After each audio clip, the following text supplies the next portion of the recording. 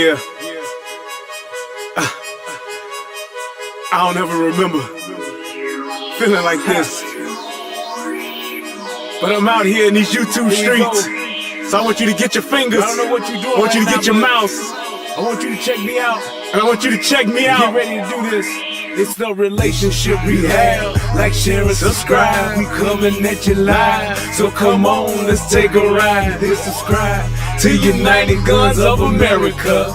Just click that link and listen up to what I'm telling you. It's the relationship rehab. Click that link right now. You know what I'm saying? It's your boy Brian Redmond, and I just want y'all to subscribe to my channel. You know what I'm saying? I want you to let me know what you think. I'ma talk about some things, you can talk about some things, and we can do our thing. You know what I'm saying? I mean, it's all about having a conversation, right? I mean, if we can't talk to each other, then, I mean, what are we really here for? I want y'all to be able to just come over to my channel, talk to me about what's going on with you, and I can tell you what's going on with me, and we can build some things. You know what I'm saying? That's all about growth, baby. So click that link, go ahead and swipe on your phone, whatever you gotta do. Share my content. It's just get me out here, baby. Cause we just talking, you know what I'm saying? It's like, I like doing what I'm doing because it's about the people. It's about us having a conversation with each other. It's about us discussing whatever needs to be discussed. And on these YouTube streets, this is the best place to do it, baby. Like, share, and subscribe. That's right. Click the link. Click the link. Yeah. I just want to say thank you to everybody that's out here that's already subscribed. You know what I'm saying? Cause y'all ain't the first one, and y'all ain't the last one. So I just want to give a shout out to everybody that click the link, that click the share, and then subscribe to your boy. Cause we gon' blow this thing together, baby. Relationship rehabbing, United Guns of America. To the world, blow up, baby. Yeah. Click the link, baby. Click the link, baby. Yeah. Hey, I just wanted to send a shout out to all y'all. I love y'all. That's why I do this. It's for the love of us, baby. I appreciate all of y'all. We gon' do this thing. We gon' do this thing right here, baby. Hey, look, if you at a computer right now, just go ahead and click your link. What you got to lose, baby? Tell me what you think. Hit the comment section. You can jump on the live panel. We do it all here. That's what it's all about. So come holler at your boy. I've been doing this for years, but I just got onto this YouTube thing. So hey, let's see what it do and where it can go. To United Guns of America. Just click the link and listen up to what I'm telling you, telling you, telling you, telling you, telling you.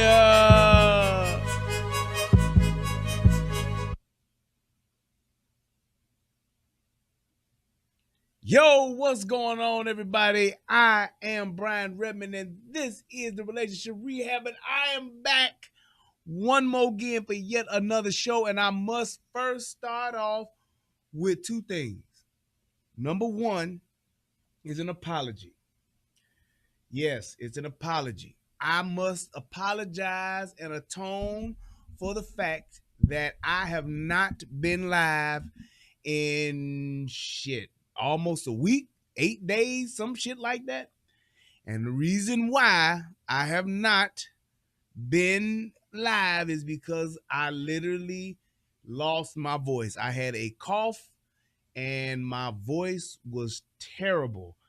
Now, sometimes my voice can be a little shaky and I can still do the show, but I literally couldn't talk 2 sentences without having a cough or having to sniff or sneeze, and I literally just could not do the show. So I do apologize. I have missed y'all. I know y'all been like, where the hell is this nigga at?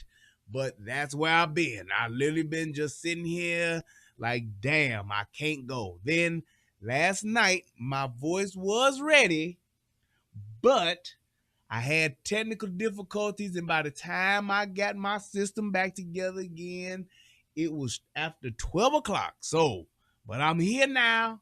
I'm back. And hey, y'all can look forward to seeing me talk my talk and say what I need to say on a regular basis one more again. So with that being said, I had to get that out the way. I had to apologize to y'all because I understand the fact that I have a responsibility to you guys to do shows, produce content, and I could not do that. And for that, I am truly sorry. Second, if you have not noticed, shout out to my cousin Corey for putting me on with the official. Matter of fact, I got to move this. Yeah, the official The Relationship Rehab shirt. Yes, the shirt is out. I hope y'all like it. This is just a standard. This is the first time go around mock up, but I like it, and I hope that y'all like it. I will be having these shirts available for sale shortly. It's a couple of other ones that I got. So over the next few days, next few shows, I will be wearing the different shirts that we got. We will be doing some more. And hey, if y'all got any ideas or anything for a shirt, by all means, I'm open to suggestions. But I definitely do like this one. I got a black one like this. I mean, we just went straight basic just for the mock-ups. We went like black and white. Like I got a black shirt like this, you got a white shirt like this. So we just did that just initially just to see how it looks. Yes, of course, we will have female shirts. I won't forget about the ladies. Don't y'all worry. I ain't gonna be able to go into all the little bathing suits and all that stuff, but we definitely will have male and female shirts. Absolutely. Absolutely, totally. So I definitely wanted to let you guys see this. Like I said, I'll be wearing the other ones as the shows I do. I got like I think it's 4 of them right now, 4 or 5 of them we got right now. But we're gonna be working on some other ones. And yes, I'm definitely gonna put the little YouTube thing on here somewhere, maybe on the bottom or something, and subscribe or whatever. But I just wanted to see how it would look. Shirts are nice quality. We got them young gildings in effect. So it ain't gonna be where you order this shirt and then you get some old thin ass bullshit Walmart special shirt. Nope. You ain't getting that. You getting the nice quality, the nice heavy cotton where you can wash it and it ain't gonna fuck up. He said, get a shirt that says, what? What? I can do it for you now. What? I couldn't even do that, y'all. My voice was that bad. I couldn't even do the what. And y'all know that that's part of my stilo. That's part of my shtick. I think I'm gonna keep that mic here. I was practicing with that last night, putting the what mic here so I could just, because I just kind of want to be able to lean into it. Like if I'm talking, I could just be like, what? I could just do that. See how that works? I think I'm gonna leave it there because I was fooling around with it yesterday when I was rearranging some stuff and messing with some settings. So I think that's gonna be good. But yes, definitely the shirts is on the way. I think I'm gonna try to set up one of them little stores, depending on how much that shit costs or whatever the case may be. But we back, and I'm back with some more shit. Definitely gonna make sure I can hit a few people with these shirts. You know what I'm saying? I'm definitely gonna send out some. And you know what? You know what I'm gonna do?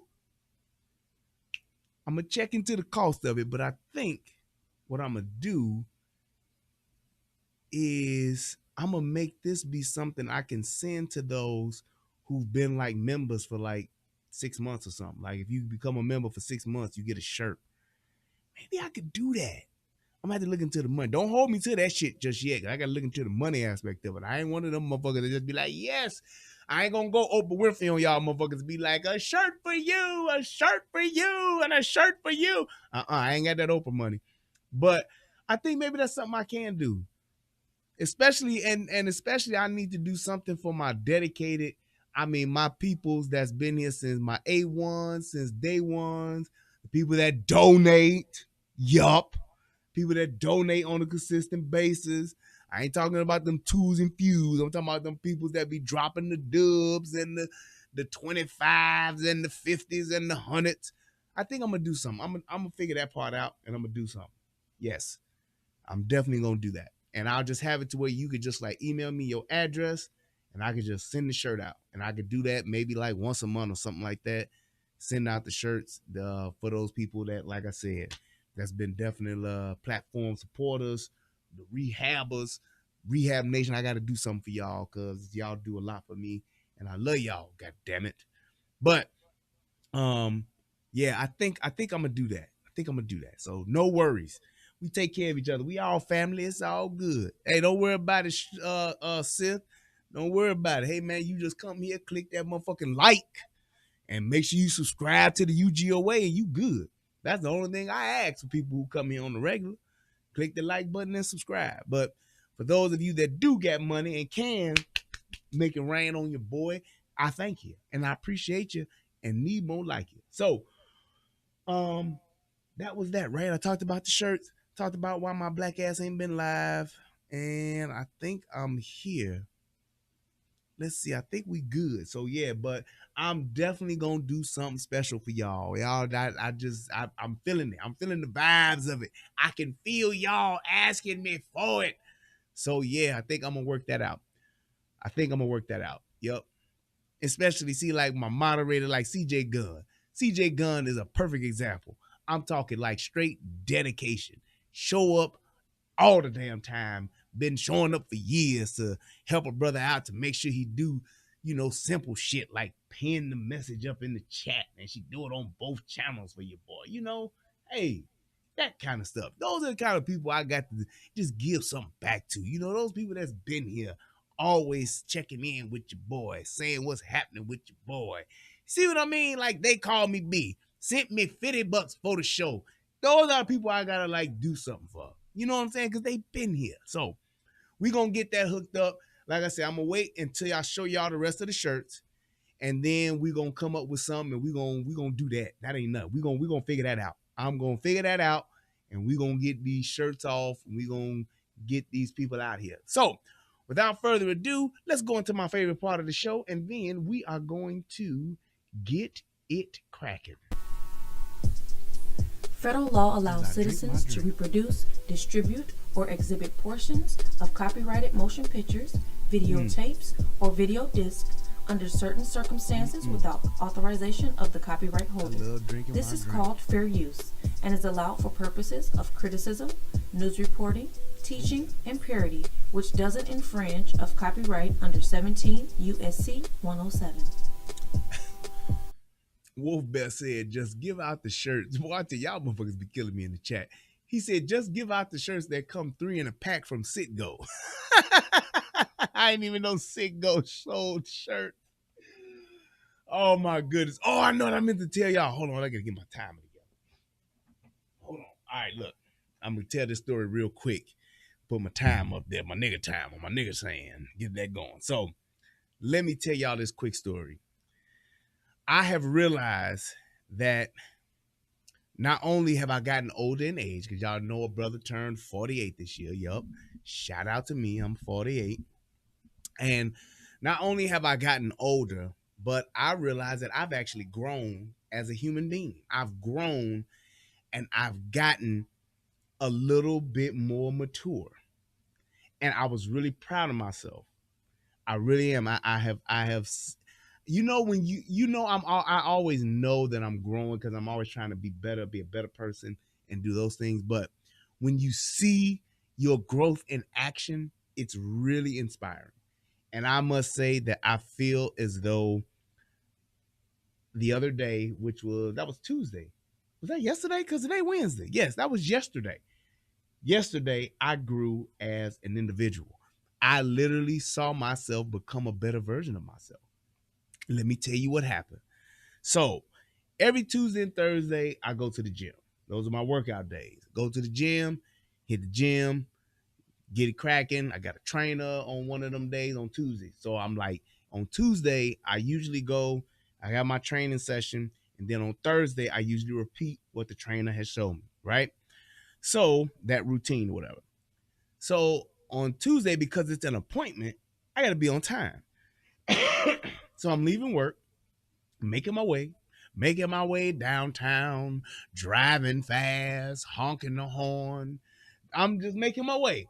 I get down there and I'm arriving. I'm making good time. I'm good. I'm not like in a rush, but I'm there. See, look at that. Crestline Iceberg, platinum platform support of over 10 months. That's what I'm talking about. Shout out to you, bro. Excuse me.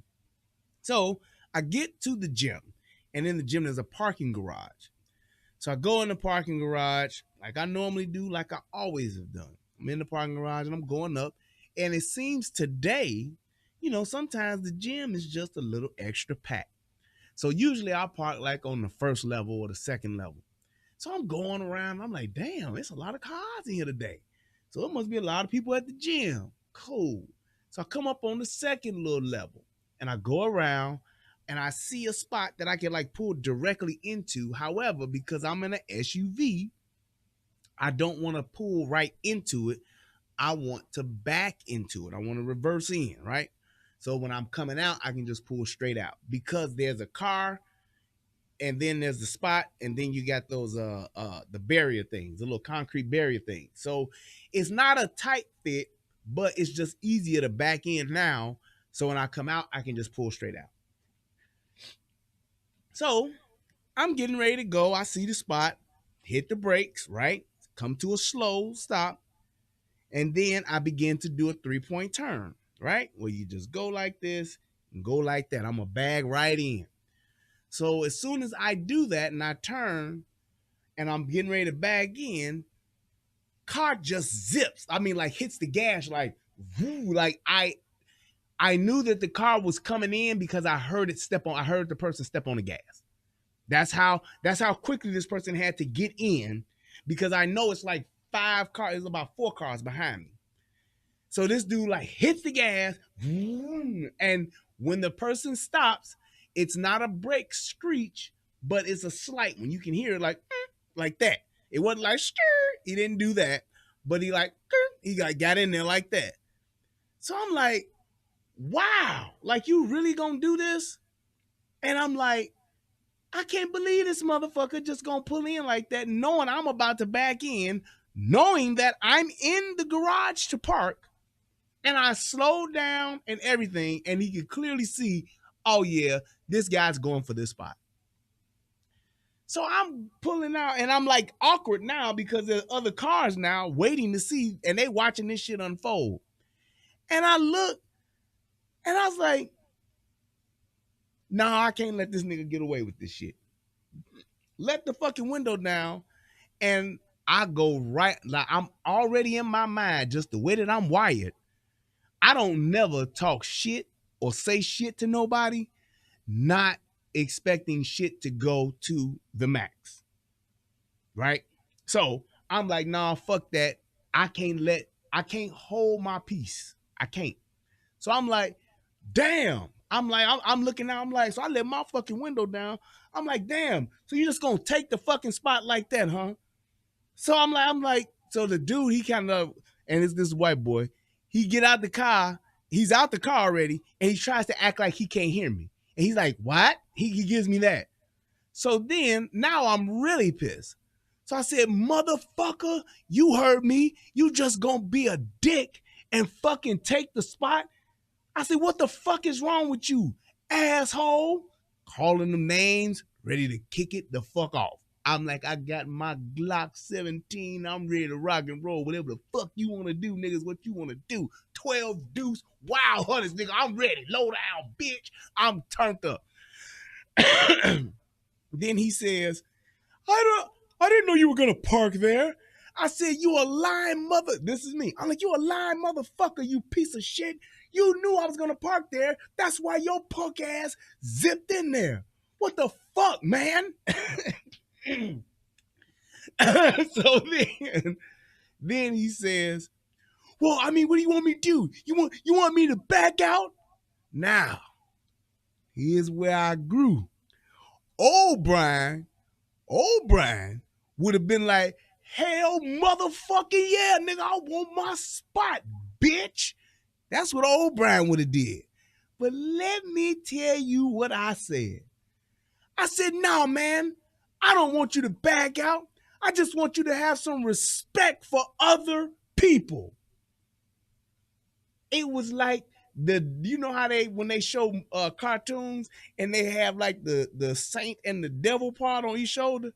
It was like my inner self looked at me and was like, what? Like, I just said that? I was surprised that I said that. I said, no, man, I don't want you to fucking back out. I just want you to have some respect for other people. The white boy then says, damn. He says, you know what, man? I'm sorry. And then I was like,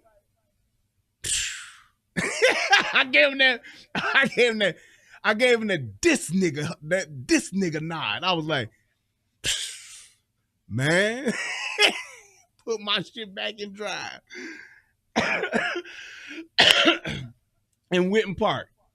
I could not believe I said that. I was so shocked at myself for saying that. Because I swear on everything I love.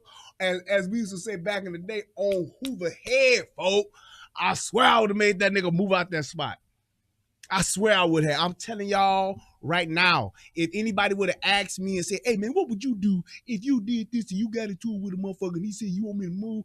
I'd be like, hell yeah, nigga, I want you to move. That's my spot. That's what I would have said. I couldn't believe it.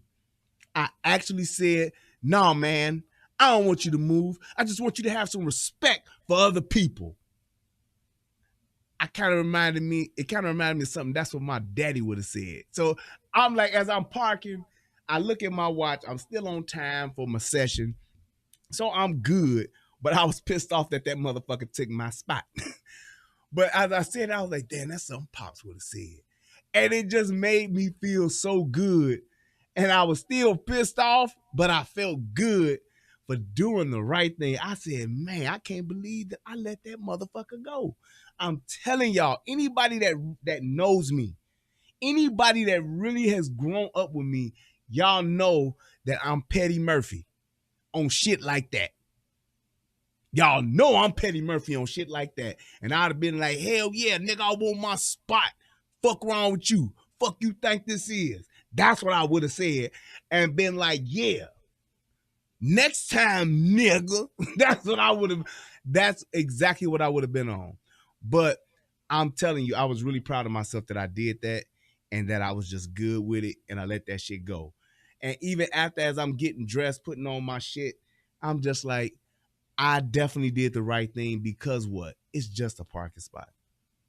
And had that white boy really turned up on me, I'd have fucked around and laid that white boy down. That'd have been the worst day of his life. And the last moments of his on earth would have been this black nigga standing over me with a G17 saying, see, bitch,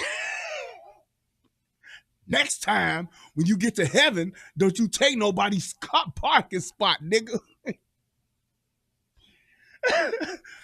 So yes, I've grown. I have evolved to yet another level, or I'm just becoming an old man and some of this shit ain't worth it. Either way, I'm glad to be here and to be in the space that I'm in. So with that being said, let's go ahead and let's get this show cracking. This show shouldn't be long. It should be fairly easy, fairly quick.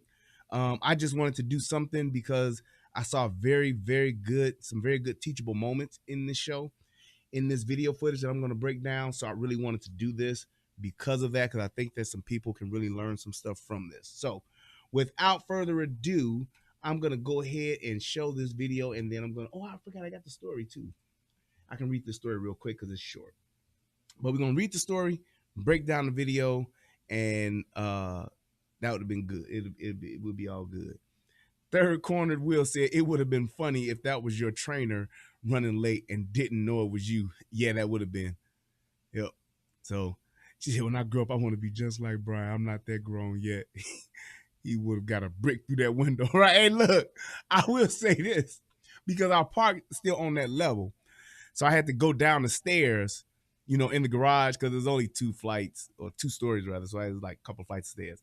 So I had to go down. I had to go past his car to go down there. I sure looked at that car like I should fuck his shit up, but I was like, nah, I ain't on that. So let's go ahead and let's read.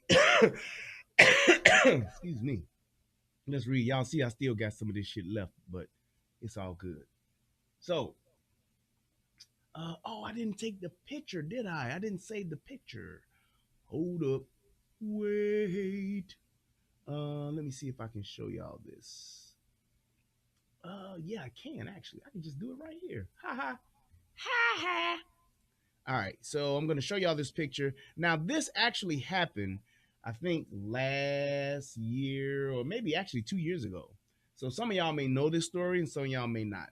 But I wanted to break this down. I'm going to read this story real quick so that we can pretty much get the gist of what happened. And then I'm going to go through the breakdown. And if you guys got any questions, we'll do that part 2. So this woman right here, her name is Ansley Pacheco. And Ansley Pacheco is an Instagram model and OnlyFans star. Yeah, so we know what she does. Right. She got that box out there on display for the people who want to pay. There it is. That rhymes. I should be a rapper. So here's the story. Model mom, OnlyFans star, model mom. Right. Yeah, okay. She is married though, so I got to give her that. OnlyFans star 26 opens fire on 2 burglars armed with Uzis who attacked her husband and son. All right, so let's go ahead and read it. And this was in October of 2020. So Miami mom defended her child and her husband after burglars burst into their home and opened fire. Ansley Pacheco, a 26-year-old model, protected her family from 2 burglars who burst into their house. The robbers, who were armed with Uzis, opened fire at Pacheco's husband, but she defended him by firing back. No one was injured in the crossfire. I still don't know how the hell that happened. But home security footage captured 2 mass burglars armed with Uzis breaking into the house of Instagram model Ansley Pacheco. The incident occurred on October 4th, Daily Mail reveals. At the time, the model mom was in the bedroom of her Hialeah property. I guess that's somewhere in Miami. The robbers burst in through the front door and began shooting at Pacheco's husband, Daniel. I was about to say Danielle. Goddamn. Sorry. Daniel and their guests. In the footage, the young mother can be seen rushing to grab her own pistol from a nightstand. It wasn't her pistol. Before firing back at the armed men. Meanwhile, she can be heard yelling out, "Don't shoot, my son is in here." According to a spokesman from the Miami-Dade County Sheriff's Office, at the time of the crossfire incident, deputies responded to a 911 call of a home invasion at the location. Yeah. And then the lives of everyone in the house were in danger. Ignoring Pacheco's pleas in a bid to protect her child, the burglars began shooting into the bedroom. In an interview with Inside Edition, the model said. And I think that was it. They could have killed me and they could have killed my son. They were shooting right over his head. They didn't care. Most bad guys don't. The security camera also caught the moment when Daniel runs into the bedroom and grabs the gun from his wife's hands. Now that is what happened, and I'll explain to you why. From his wife's hands, with the pistol in hand, Ansley's husband then chases the men outside as they bundle into their getaway car. Describing the terrifying encounter, Daniel told NBC 6.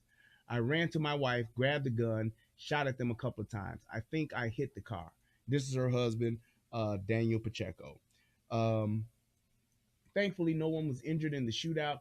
However, before fleeing the scene, the armed men managed to steal expensive jewelry and watches from the home. Unfortunately, the robbers identified have not been revealed, and the couple claims they have no idea who might want to hurt them. And I think that was it. Yes, it was. So that's pretty much what the news story was back in October. Now, this video here is going to show you exactly what happened, and I'm going to point out some really key things as to how this can happen to anybody. This can happen to anybody, and the thing is, it doesn't matter if you're in a ritzy-ditzy neighborhood like they were in, or if you in the hood. It can happen. So one of the best things is to be prepared for something like this and to know what you're going to do if this happens. So let me make sure. Yeah. Miami, Florida. Ansley Pacheco is a hugely popular Instagram and OnlyFans model who lives with her husband Daniel and a young son. On a Sunday evening, just before 9 p.m., the Pachecos arrive home in their upscale Miami neighborhood. It was a complete ordinary day. We actually had ordered pizza and everything to watch the game with all our friends. There's a knock on the door. My friend goes and opens the door, and that's when the nightmare starts. Yep. My name is Daniel Pacheco. My name is Ansley Pacheco, and we survived a home invasion and armed robbery. Now, here's one of the things that I'm definitely going to say right off bat.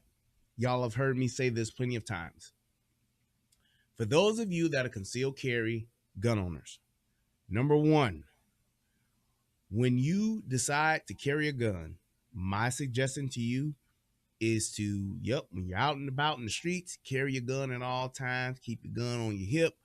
However, when you come home, there are some people, a lot of people, who have the idea or the notion to take their gun and put it away because they're at home. They equate being at home to being safe and something not happening or whatever the case may be. So they want to take that gun off and they want to lock it up, put it up in the bedroom, put it in the safe, whatever the case may be. But that is the last thing you should do. I take my gun off right before I go to bed.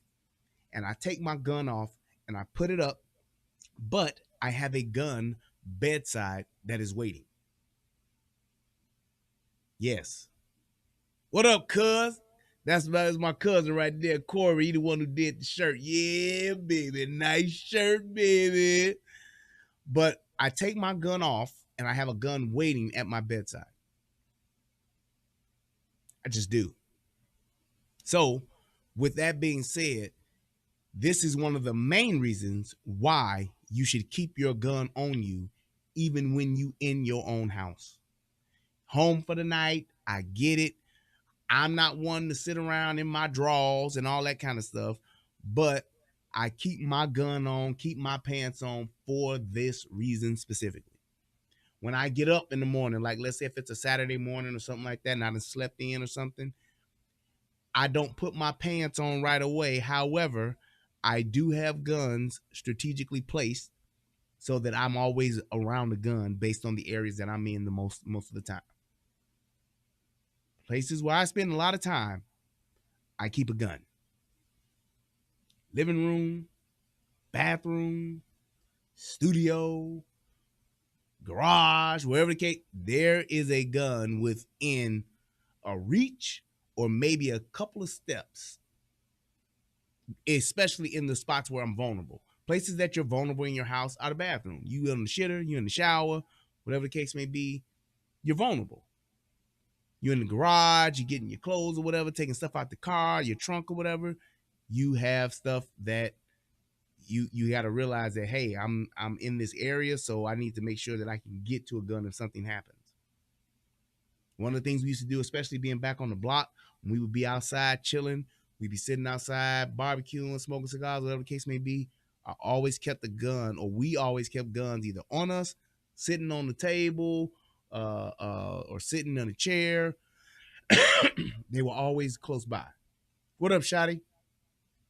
So it's like those are just, it's the mentality. It's the habit that you need to create because you never know when things can go left. Now, people can look at this and people can see, hey, well, this is it's weird. Maybe it was a setup, whatever the case may be. You want to make sure that you're in a position to where if you have an opportunity to get to a gun, you can do it quickly, very quickly. And when you look at these guys that's in this house, my man that's sitting right here on the couch, had he had a gun right there on his hip, he would have been able to go into action when the opportunity presented itself as soon as he possibly could, as opposed to trying to wrestle with these dudes and going to get the gun out of his girlfriend's hands. So let's keep going. I see a guy in front of me with a gun, Lance? and he tells me to get on the ground. I was shocked. At that moment, you have everything to lose. They got guns, and I realized, oh, we're getting robbed. They were making one of my friends take her jewelry off. The other guy, they were asking him for his jewelry, and they kept on repeating, where's the rest of your jewelry? I thought they were gonna shoot him. And just as frightening for the Pachecos, their young... Yep, so you see that gun? Now, that is not an Uzi. He's just getting to what the goddamn whatchamacallit was saying. Unless the other guy got one. That looks like a Glock or a handgun with a drum magazine. 50 shots. That's what it looks like. son is on the couch as the attackers point their guns. Ansley is in the bedroom when she hears the commotion.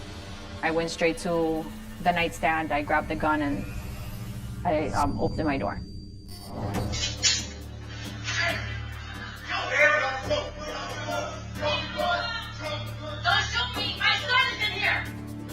Ansley knows her son is in the other room, but she thinks the assailants won't shoot if they know a child is in the room with her. There you go. So this is what kind of indicated to me that maybe these people knew her or knew them, because these motherfuckers still shot. So that means that they saw that kid there and they knew that she was fucking lying, and that's why they shot anyway. But just saying. Apparently, the assailants don't care. Daniel rushes to his wife and grabs the gun from her. Now, you heard in the story how they said she shot, but she didn't. And let me tell you why she could not shoot. So check this out. That gun that's in the house, that's their home protection firearm or whatever the case may be, it's a 45. And it's a 45 that has what's called a palm safety on it. So number one, first mistake is that she had to rack the slide. That's the first problem. Because racking the slide is taking time away from you to actually be able to shoot somebody. That's why I'm always a keep one in the chamber. Well, people always say this. Well, if you got kids in the house, you don't want to have it in the chamber. Nope. If you got kids in the house, you want to keep your gun secure. You should keep a bullet in the chamber. If you got kids in the house, you take your gun, you put it in a holster, you put it up somewhere safe where they cannot get to it. If the kid is old enough to where they still can get to it, I'm talking like 9, 10, 11, 12, and they know what the fuck a gun is and what a gun does, then it is your job as the adult, as the parent, to teach that kid proper gun safety and how they should not touch that firearm under any circumstances. Now, people will say, yeah, but they're kids and you still don't know. Let me tell you something. My dad explained firearm safety to me when I was about 7, 8 years old. I never, and I mean never, picked up my father's gun or guns without his express permission, his express verbal command. He showed me how to hold it. He showed me how to handle it, but he also taught me to never touch it unless he tells me to. And I never did. I can definitely say that. I never was one that wanted to show my daddy gun to my friends. I was never one to go, look, watch this, boy. Never. I never did that until I started shooting guns and was comfortable with guns. That's the only time that I started saying, yeah, this is a gun, this is how you break it down and all that kind of stuff. But I was a teenager then. I was definitely well equipped and prepared to handle the firearm mentally and physically. I knew it wasn't a toy. So that's my thing. When people talk about keeping one in the chamber, keeping all that, keep a bullet in the chamber, because you never know when you got to shoot, and trying to pull or rack the slide could be the difference between you living or dying, or you getting shot or not getting shot. But she was able to rack the slide. Kudos to her. However, yes, my father was a Chicago police officer for did 30 years.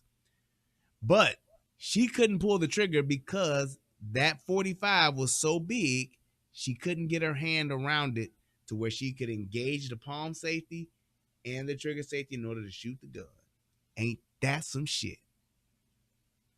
This is one of the reasons why all of these people that are these diehard 45 caliber fans, I get it, but I don't.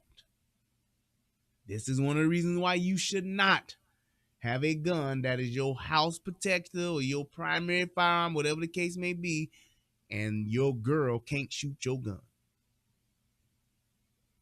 Just saying. I see the guy shooting over my son's head and shooting at my wife.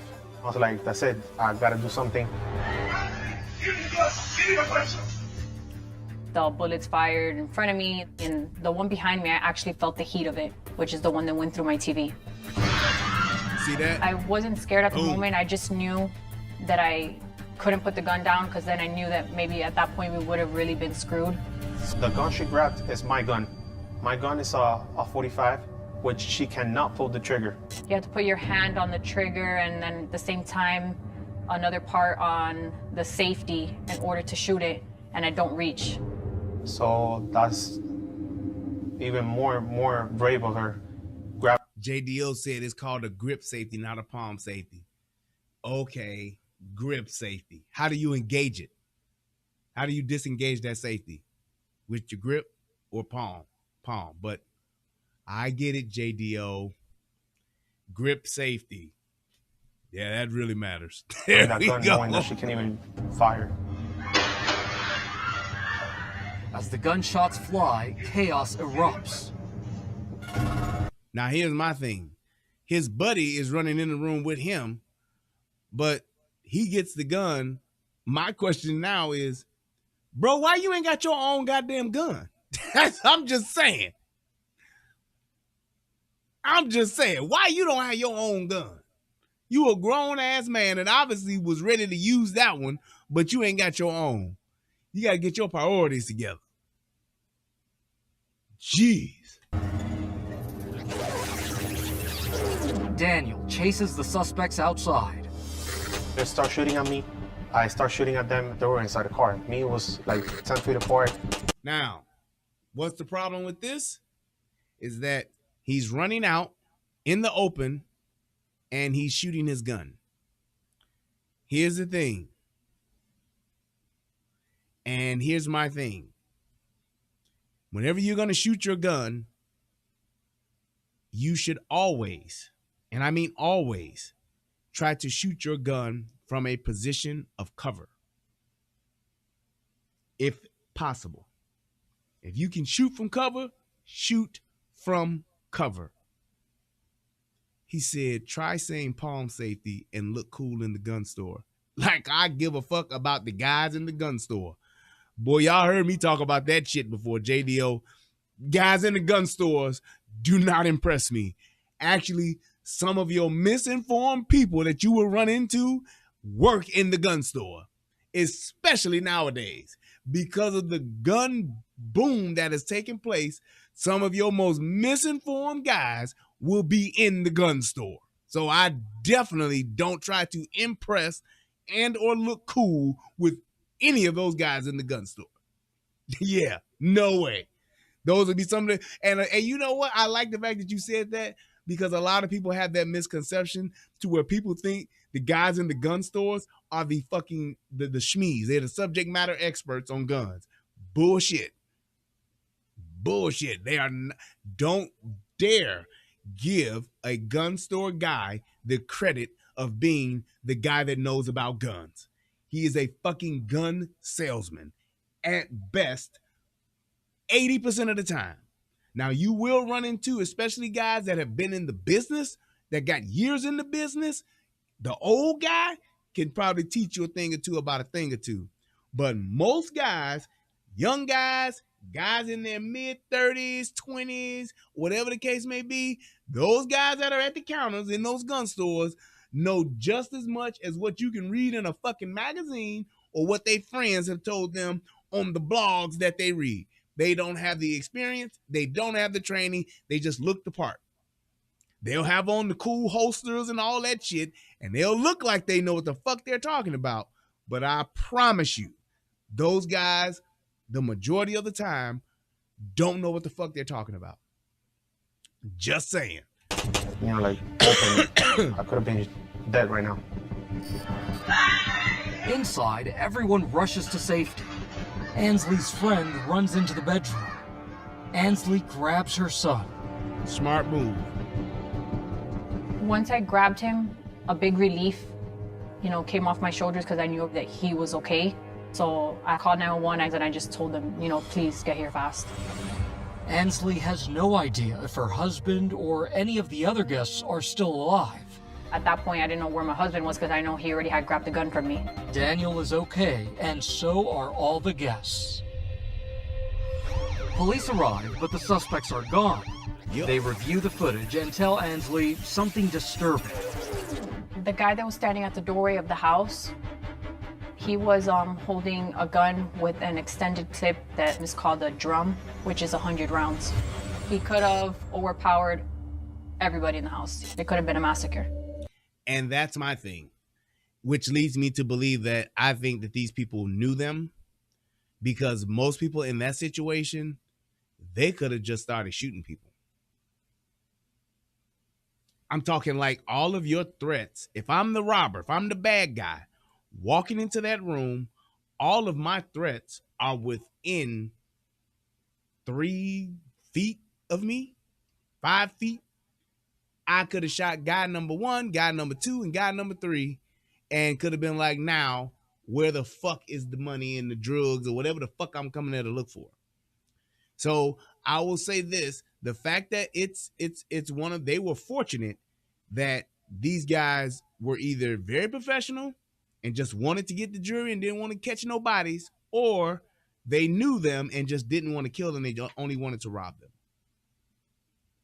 Very fortunate. Most guys in this situation, they would have just started doing people, especially once the gun came into play.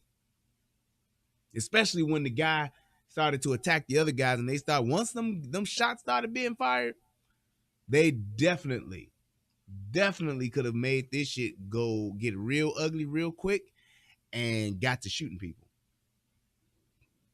Because even them shooting at her, they, to me, it seemed like with all of those rounds that you had, they could have like shot her and pressed their way, because she did not shoot at them. So that was definitely very fortunate. I'm glad that it turned out the way that it did, when nobody got hurt. You just had some things that were stolen, but this definitely could have been very, very ugly. The home is riddled with bullet holes, and property damage exceeds $6,000. The guests are robbed of over $100,000 in property, including a watch and a $50,000 gold chain. I actually asked my husband, do you think they'll come back? You know, what do you think is gonna happen now? You know, and he just said, no, don't worry about that. The couple's son struggles too. He actually didn't want to stay at the house for a couple days. He was staying at grandparents' house. He's better, and he's been sleeping in his room with a nightlight, but he's okay. Ansley and Daniel are still processing the shooting. We watch crimes on television all the time, but when it's happening to you, or when it happens to a close friend or a loved one or whatever, you don't expect it. And I'm just speechless. It haunts me that they're still out there and we don't know who they are. But there's one So I guess my thing, well, let's go ahead and finish it because it's almost done. thing Ansley and Daniel are certain of: each other. For life, I'll be grateful for the wife I have. She's a hero to me, and I'm grateful that we're all safe. I could count on him for anything. He's my best friend. Police have yet to locate the men who broke into the Pacheco's home. The suspects remain at large. So I guess my biggest thing is this: from a man's perspective, let me get into my macho shit for a second. From a man's perspective, as a man, you want to be able to protect your family, protect your home. And I'm telling you right now, I know that there was a moment when Daniel had that vulnerable, I can't do shit moment, where he felt as though he was at their mercy. You don't want to have that feeling. I don't ever want to have that feeling. I don't. And that's one of the reasons why I say keep your gun on you, wear your gun on you until you're ready to lay down for the night. If you got pants on, keep your gun on. Yes, it may be a little uncomfortable, but if you get yourself a good, well-made holster, get you a really good gun belt, then you will actually be able to feel that holster and you'll have the feeling of that holster and get comfortable to it to where you don't notice it, where you begin to not feel it. Like me, my perfect combination that I like and that I recommend is leather and Kydex. That leather feeling up against your body, it feels comfortable once it's broken in, if it's good leather, and then the Kydex is what holds your pistol firmly, keeps that nice, secured, firm grip to where your gun ain't flopping around. Leather over time will get floppy. It'll get loose because it's so broken in. And if it's not a well-made holster, your gun will flop around in that holster. But when you have that Kydex holds your gun securely, and it gives it a fast and smooth draw. It's the best of both worlds. Leather and Kydex. Kydex holsters are going to give you, all Kydex is going to give you your fastest draw possible. I mean, you're talking about like no resistance, nothing to rub up against. That guy is going to be smooth and fast. But Kydex can be uncomfortable to some degree because it's bulky, it's hard, it's molded, it sits a certain way, and that's pretty much it. It's not going to give. Leather and Kydex, you have the leather piece, which is giving and is up against your body and is close to your body. And then you have the Kydex piece, which is firm, which holds your gun securely. So leather and Kydex, you wear it long enough, it will become second nature to you, and you will feel very comfortable with it. I, to this day, still forget at times that I got my gun on, so I got to check. Like, damn, do I got my gun on? I do it. But I've created that habit, and I was intentional on becoming so comfortable with wearing my gun that it's second nature to me. It's second nature to me. I buy my clothes, I dress to where I can actually keep my gun on me at all times. Whether I got on a suit going to church, or whether I just got on some jeans and a t-shirt cutting the grass, whatever the case may be, I make sure that my wardrobe is adjusted to where I can keep a gun on me 24/7.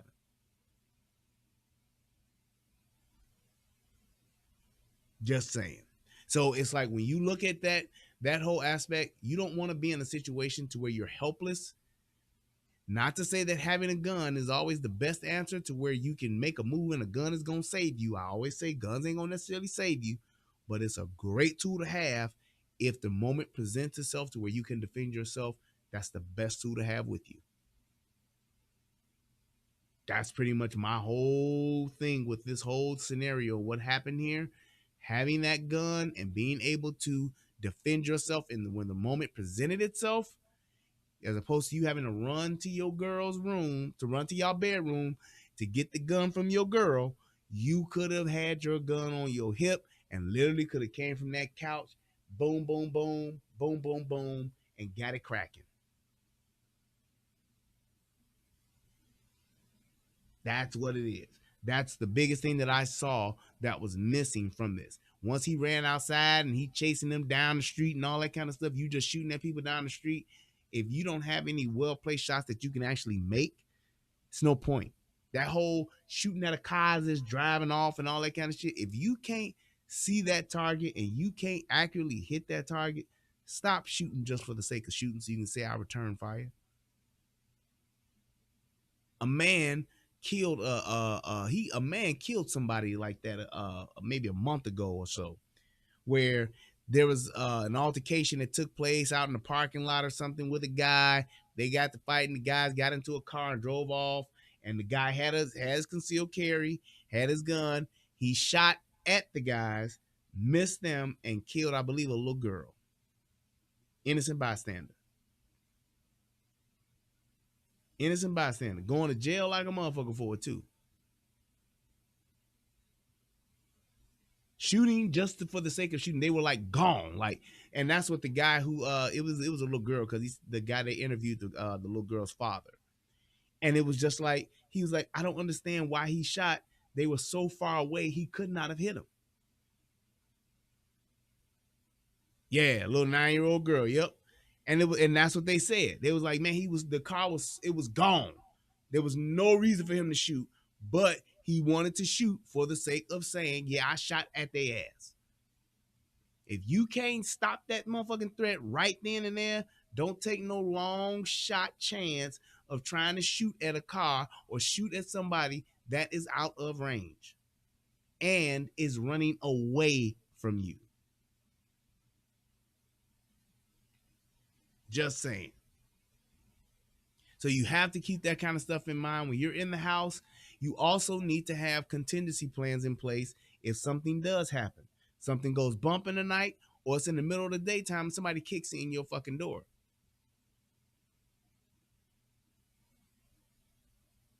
It's like you have to keep that in mind. What happens if that does happen? You gonna try to go scrambling and running for the gun, or do you want to just be able to go to your hip and see what's happening and be able to make a move from there?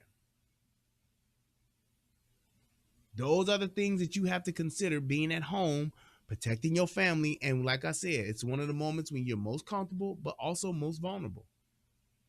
What happens if you take in a shower late at night and somebody does kick in the door waving the fofo? What you doing? What you gonna do? Just scream, Papa, don't hit me no more? Or do you want to be able to get into a fight, into a gunfight if you need to? What happens if you are in the house and you up late watching the relationship rehab and you hear some niggas lurking about in your garage? You want to go to the gun safe, unlock the gun safe, take the gun lock off the trigger guard, take that lock off. Now I got my gun, call the police, then I go outside? Or do you want to just be able to get your gun and go outside and see what the fuck is going on, hit your light?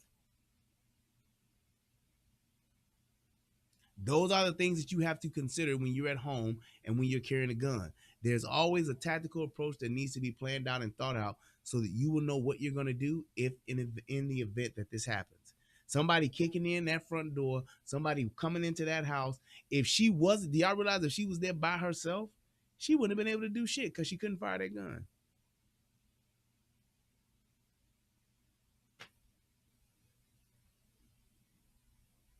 That's why you want to make sure that you have those people that are in your house, those adults that are in the house, are trained with their firearm that they are comfortable with, that they can use, that they know how to handle in case the event happens. Just like that young boy who was in the house and those people, those young teenagers broke in that house and the young man had an AR-15, laid the mogs down. That's what you want to be able to do. That's what you want to be able to do. You want to be able to lay him down if it comes to that. I want my son to be able to defend himself. Just saying. I mean, Melvin said he calling me. You can call me. I ain't going to be there. Yes, and put a light on your gun. I said that in that last show I did. That your house gun should definitely have a light on it. Definitely have a light on the gun because it's so much easier as opposed to you trying to find a gun, search for a light, grab a light. The odds of you being in a situation where you're in a low light situation are more likely than to be in a broad daylight situation. Just saying. You have that light on your gun. Like I said, my two recommendations are Surefire and Streamlight. Great lights. And there's some other ones that's out there. Do your research. Find out what works best for you. But I'm just telling you, you want to be in a situation where if you do need a flashlight, you ain't got to go digging around for one, hoping that the batteries don't go out in this one, or hoping that this one is going to be able to light the way. A gun light is going to have enough intensity, enough lumens in it to where it can light up an area. Now, if you want to get fancy and get into knowing how to go into a room and clear a room and flash that light, seeing what's going on and acquiring those targets and all that kind of stuff, that comes with going and signing up for those classes and getting that training. But in just anybody who's carrying a gun, you should definitely have a gun in your home that has a light on it, or even if your everyday carry can have a light on it, that's the gun that you use when you're in your house. The other reason why you need to have a light is because everybody that's lurking about in and around your property ain't always a bad guy. It could be your son. It could be your son's friend. It could be your wife. It could be your brother. It could be your cousin. You want to be able to identify those targets first before you just wind up shooting the wrong person. I can't tell you how many times I've seen stories of fathers shooting their sons, fathers shooting their brothers, whatever the case may be, accidentally shooting their children, shooting their daughters, coming into the house late at night, and they thinking they got a bad guy and not knowing what to do and making the wrong choice. Just saying. So, with that being said, if anybody got any questions or anything, go ahead and put that in the chat. I'll try to answer those. We're going to wrap it up. We're going to get on up out of here. I hope that you guys can really take this scenario and take this information and apply it to yourself and use it so that you know that, hey, if something does happen, you're a little bit more prepared for this situation if it occurs. Just saying, because like I said, especially in today's world and in today's times, man, it's getting so bad with the crime and all that kind of stuff. These people are going to stop robbing these stores and they're going to start robbing your houses. What do I think about having an AR pistol? Great question. Here's my thing about an AR pistol. AR pistols are cool as far as having the ability to have something that's some really good firepower, some really good stopping power in the home or in your truck or whatever the case may be. However, when it comes to accuracy, they're not going to give you that accuracy when it comes to distance. Also, AR pistols, unless they have a suppressor on them, they are extremely loud. And when you're in a gunfight, that first boom, second boom, or you got a 30-round magazine that has 30 rounds in it, 30 booms from an AR pistol is extremely loud. Deafening sounds. So, in my opinion, I probably, because I have a short barrel rifle, I got an SBR. So I did the whole tax stamp thing and all that good stuff. You know, I weighed the option of an AR pistol, even like an AR pistol chambered in 300 blackout, subsonic rounds, and all that good stuff. However, with just the overall efficiency of that gun, the gun that I have, my rifle, is more universal. It's short barrel enough for close quarters. I got optics on it so that I can stretch out a little bit to get to that 300-yard range if I need to, or close to it. I could probably get out to about 5 now because I got a magnifier on there. But I weighed the options and I chose to get that because I wanted to have a suppressor on my AR-15 to where I could use it for different scenarios. So yes, if I'm in the house, I'm trying to clear my house, or I'm in a small area or enclosed area, or what we call CQB, close quarters combat. If I'm in that situation, I can actually go around and I can see what's happening. I got a light on it, all that good stuff. And I got that suppressor. So if I don't have ear protection, hearing protection on, and I shoot that gun, it's just going to be some nice pops. It's not going to be some deafening sounds coming from my gun that's going to render me deaf. It's not going to happen. So that's just one of the things that I've said that I see about those AR guns. AR pistols, they have a place, I guess, but I would say as a primary weapon, I wouldn't recommend it unless you're only using it for close quarters and you got your red dot on there, your optic on there, so that you can do that. Brian, tell what that stamp means. So the tax stamp essentially just saying because you can have a suppressor and you can a silencer, whatever, silencer, suppressor, silencer. You can't have a silencer. You can't have a short barrel rifle on a gun without having it registered with the ATF, and which you get a tax stamp for both of those items. So I got 2 tax stamps. I got one for my silencer and I have one for my short barrel rifle. And those tax stamps are just basically saying that I've registered this firearm and this silencer with the ATF, and they know that I have it. Now, the odds of me having to produce that tax stamp would only be in a situation where if I'm having some issue with law enforcement or I need to use my gun and I hurt somebody, whatever the case may be, and then I would have to produce that tax stamp. But that's pretty much what it is. And you're just basically paying to have the ability to carry that short barrel rifle and to carry that silencer on your gun. That's pretty much what it is. So that's that's pretty much what it is. I like it. I love my suppressor. I got that Surefire with the teeth on the end of it, with the thumper on it, so you can I can break glass, or I could really put somebody out, or I could jug somebody with it, whatever the case may be. I do like it. I have a broom handle type of foregrip on it, so I can hold it, I can ram it, I can hit people with my gun. I can do a lot of things with that short barrel rifle. So I definitely like the versatility that my rifle affords me. So, any other questions? You ain't got no palm grip. Let's see. So is that good? Yep. All right. Any other questions? I don't think so. If you do, you can definitely hit me up in the chat. I mean, not in the chat, but in the comment section. I definitely try to answer those. Was it somebody who asked me something I was supposed to answer them? I think I did already. I think I did. Yeah. Yep. He said no need for a suppressor for home defense. Its use in combat is to hide your shots. No, that's not correct. 77 man 77. You should have a suppressor in your house on your gun for especially with your rifle, because of how loud that rifle is. It's not about hiding your shots per se in the house, but it's definitely for you being able to listen and hear and communicate once you fired that gun. Because if you got especially an AR pistol or short barrel rifle and you don't have a silencer on that gun, trust and believe it is going to make a loud noise.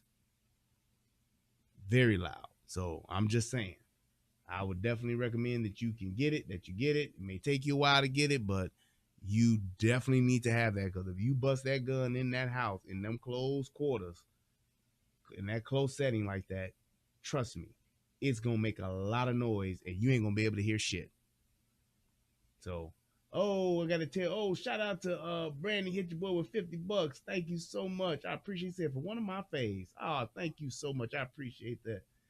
And also give a shout out to Nikki. Hit your boy up. Hold on, let me see. Nikki, hit your boy with $5. Hey, y'all hit that Cash App. I know I ain't been saying it because I just been so into the show, but man, hit that Cash App. I appreciate y'all. And that PayPal. But yeah, I mean, that's tomato. Hey man, it's opinions. That's all it is. But I'm just giving you the pros and cons as to having it and why you should have it, as opposed to just not having it. I'm not trying to hide my shot per se, being in that situation, but if I'm in the house, I don't want to have my family going deaf to where they can't hear me giving them instructions or commands, and I don't want to be able to not hear, or because I mean, your hearing is definitely something that you need in the event you're in a shootout. Just saying, it is definitely something that you need in the event that you're in a shootout, because you may need to have your family do something, you may need to have your wife do something, or somebody else to do something, and them not being able to hear them, or you not being able to hear them because the sounds or the rounds from your gun has pretty much made you go deaf. That matters. So, just saying. But like I said, everybody else, you do what you feel you need to do, and whatever makes you comfortable and confident in your setup is what you should do. Just make sure that you know what you're doing, know why you're doing it, and remember that you are responsible for every bullet that leaves your gun. That's it. He said, I'm a vet, just giving you my training expertise. Oh no, it's no problem at all, man. It's just a discourse. But I will say this, and I've had this conversation with a couple of my Army buddies, or just military period in general. How many times has there been a standard practice in the military that has occurred over time, and then the military realized, damn, we've been doing this wrong, and they changed it? Yeah. Let's see how honest you're gonna be with that, especially you being a vet. So that means you got some years in the service. How many times or for how long has there been? Yes, indeed. Thank you. There's been plenty of standard practice in the military. Hey, this is what we do. This is how we do it. That's it. And then it'll take either a lot of friendly fire and people dying, or it'll take somebody to say, hey, man, here's a better way to do this shit that'll save money, save time, and save lives. And then they'll say, holy shit, yeah, you're right. Let's change.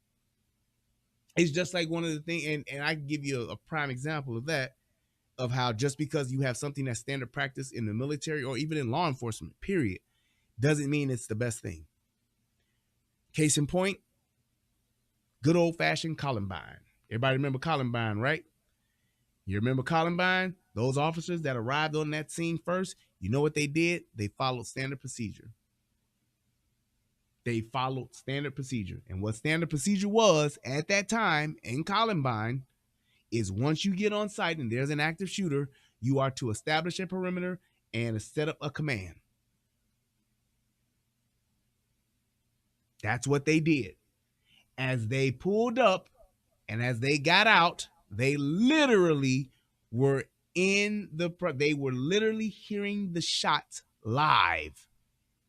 Bang, bang, bang, bang. And what they chose to do, following standard procedure, is they actually set up a perimeter and established a command post as the other officers arrived. How many lives could that have saved? And it took Columbine to change, decades of standard operating procedure that had been in place. It took Columbine for them to change it to where when we had our active shooter training, it was specifically brought up. Columbine was mentioned and specifically said, you never wait when you hear bangs. As long as you hear bangs, you're what they call dynamic. You're moving through and going towards the bangs. That's what you do. You're clearing as you can go, but you're moving towards, you're looking, basically just looking. You're not even like stopping and clearing each room. When you hear bangs, you go towards the bangs. That's what you do. So keep that in mind. There are things that happen that are in military and in law enforcement. There are a lot of great, and I mean great, tactical maneuvers that you can do and that you can use. However, in certain situations, standard operating procedure or things that have been done over the years, over the decades, those things that are in place doesn't mean that they're necessarily the best thing. They're just sometimes the things that people have done until they found a better way to do them. So just keep that in mind. So, yep. And that's one of the reasons why I always talk to people about when we just wrapping it up and getting back to the gun store guys. Those gun store guys, you might get some of those guys that are old vets and old Army vets. So I was in the Army for 42 years. I did 8 tours in World War II, whatever the case may be. I hear you. But there's so much more that has advanced in just tactical training and in firearm training and in just firearms period today that wasn't done years ago. And it's like definitely had a huge impact in today's world on lives, safety, and all sorts of other different things. So always have an open mind to listen to how to do something a little bit better and a little something different. Always keep an open mind to that. That is definitely one of the things I learned. I love talking to the old vets. Those guys got a lot of knowledge and a lot of experience, but I definitely like listening to new young radicals that have good ideas and different approaches, because you never know what you can learn that can change the way that you either perform or operate, or what you learn new could save your life or someone else's. So just keep that in mind. Yes, exactly, 77. Combat is situational, and it's different for everybody. There is no set way to just do certain things. There are certain times where you have to have when you have certain things in your mind to say, hey, this is something that, I maybe need to learn how to do because I never know I may be in that situation. Like that, I talked about how that police officer who got shot going up to that door, and because he got shot in his right arm, he literally lost control of his shooting, his dominant hand. And because he didn't have his gun out, he couldn't even draw his gun because he was shot. Had he had his gun out, he potentially could have switched hands and been able to shoot with his offhand. So, just saying. But we can do that, and we can go on and play Monday morning quarterback all day. But I hope that you guys can watch this and see the thing that I was really trying to point out is just basically being just as prepared as you are out in the streets, being that same way in the house, at home, at your boy's house, at your mama's house, at your cousin's house, at a hotel, whatever the case may be. So always be prepared and always be ready to get into a fight, get into the fight, stay in the fight, and don't give up. So let's see another example for you, Brian. The Los Angeles bank robbery shootout. Yep, when police only had pistols and shotguns, they tried to take out full body armor. Yes, the heat move. Oh my God. If y'all have not seen that, you should watch it. You should definitely watch it. The Los Angeles bank robbery, that shit was like, if you ever seen the movie Heat, that shootout is pretty much what happened in real life. Those guys were out there with fucking shotguns and pistols, and their fucking adversaries have fucking full automatic fucking rifles. Definitely something to see. The Miami shootout, was it in Miami? Did it happen in both? I know Heat was shot. That was done in Miami, but did they have two in different ones, or was it in Miami instead of Los Angeles? I don't know. But if you can Google that shit and look and see that shit's crazy. That shit is crazy. It was Los Angeles. Okay. Yeah. But yes, that's why I believe all police officers in today's world, they should have an AR-15 in that vehicle. Just saying. LA and Miami, or another shootout in Miami. Okay, gotcha. Yeah, but definitely they should. All right, guys, I want to thank everybody for tuning in. I hope that this video helps somebody become a better version of themselves. I am Brian Redmond. This is the Relationship Rehab and the United Guns of America. Thank you to those who went over to the UGOA just to watch and subscribe and give me a thumbs up.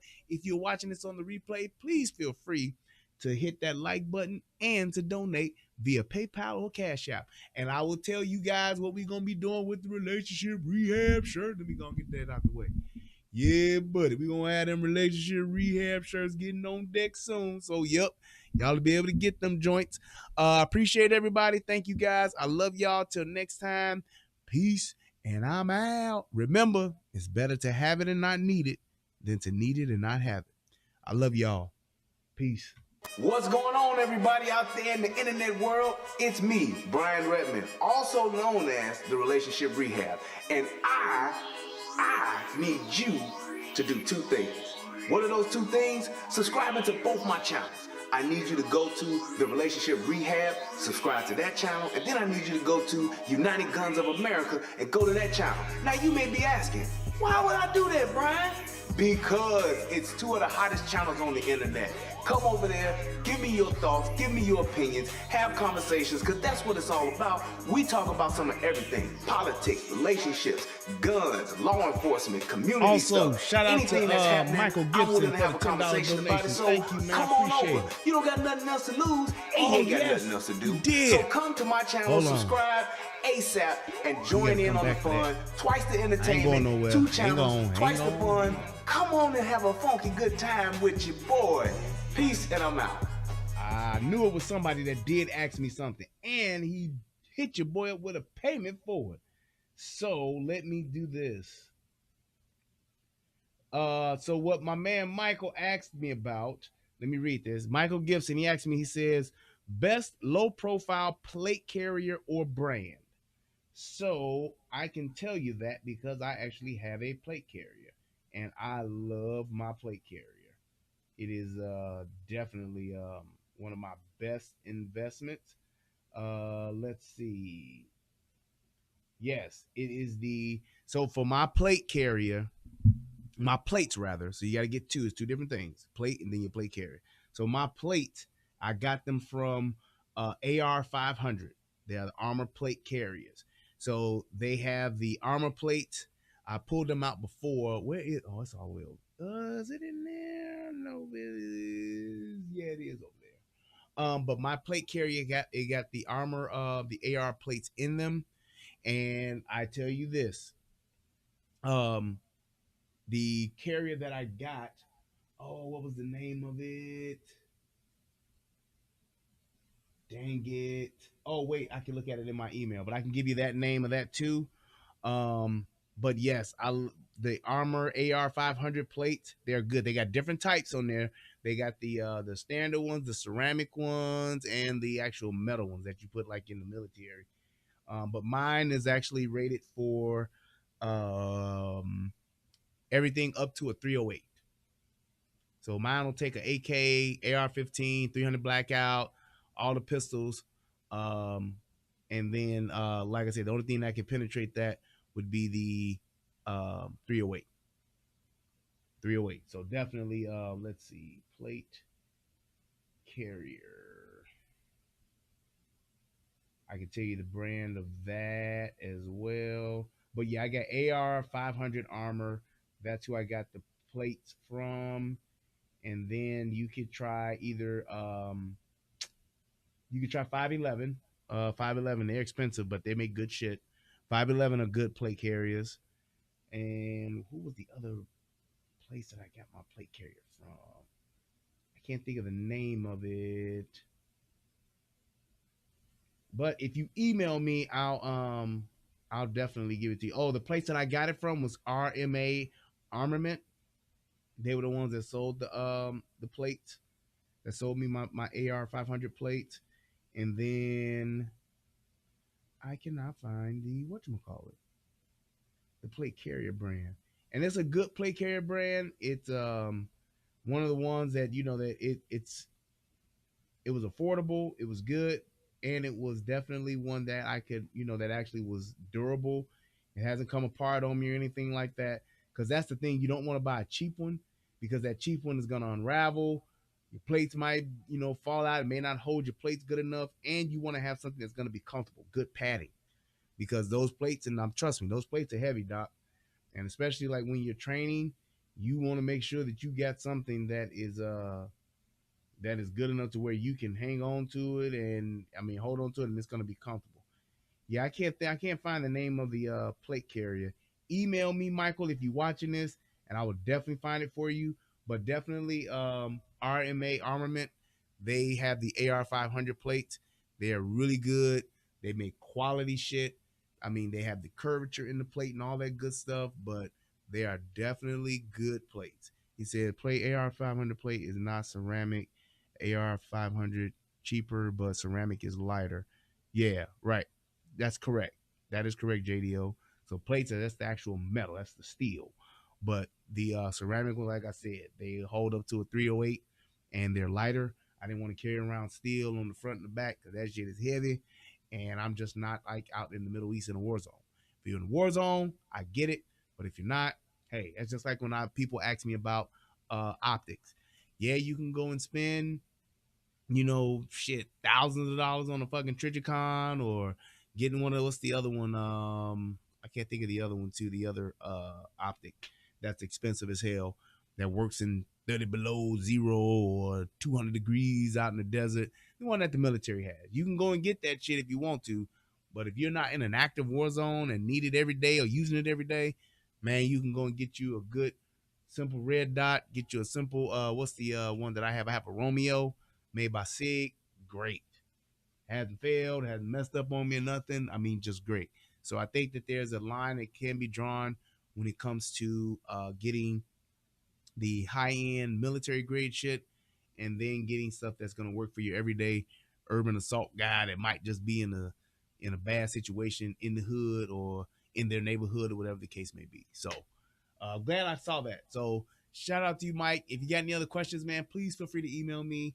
I don't mind help you out, and I can even send you the place that I got my stuff from. If you want that, let me know when you're ready to buy something. I'll send you my links to that, and you can go ahead and order what you want. But you can definitely go onto those websites, and you can see what they got and what they have available and pick from there. So thank you guys.